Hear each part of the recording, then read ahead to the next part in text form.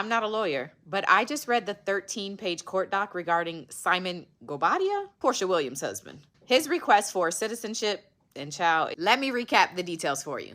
The doc starts off with a timeline of Simon and his run-ins in the U.S.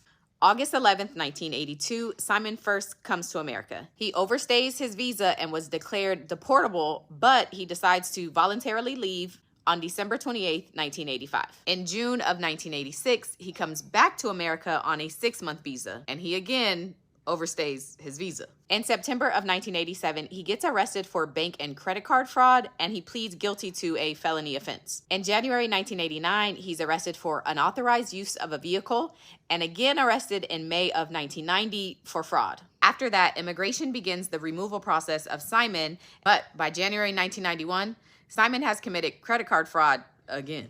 A judge eventually orders that Simon be deported, and on March 4th, 1992, the doc says that Simon was, quote, deported and physically removed from the U.S. But years before this last deportation, on October 24th, 1988, to be specific, Simon applied to the Special Agricultural Worker Program, also known as SAW. And under this program, if approved, Simon would be granted temporary resident status, which would eventually convert to permanent resident status. So Simon applied to the SAW program, but he uses a different name and he doesn't include any of his criminal history. And his application is approved.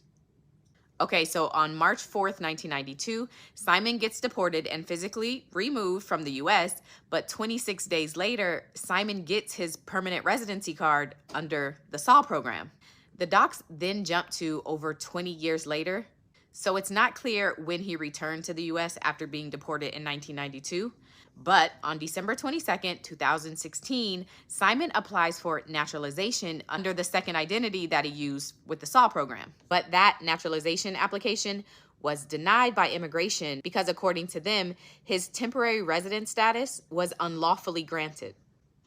4 years after that first application, Simon applies again for naturalization.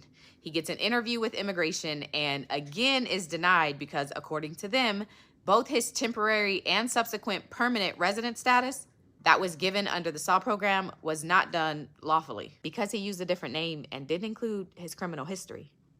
On October 24th, 2022, Simon requests a hearing on the denial. I don't know if he's persistent or delusional. On November 15th, 2022, his application for naturalization is again denied for the exact same reasons. 4 months later, he files a complaint with the courts asking for the denials to be vacated or reversed. And his reasons for saying that these denials need to be reversed are, number one, he says that immigration services have not raised any concerns about his permanent resident status for 3 decades. Basically, he's saying he hasn't caused any problems or been arrested in 30 years. Second reason is he says he should not be made to, quote, bear the burden of the government's mistakes. He said, y'all messed up, not me. And then he argues that immigration should have terminated his temporary resident status years ago. They had ample opportunity to revoke or terminate his temporary status, but since they didn't, the conversion of temporary to permanent was done legally and he should not be denied naturalization. After laying out his arguments, the docs say that, quote, the court finds petitioner's arguments to be unpersuasive. So his motion and case have been dismissed. Child, the new season of Real Housewives of Atlanta is coming, and you know who's back. I'll be watching.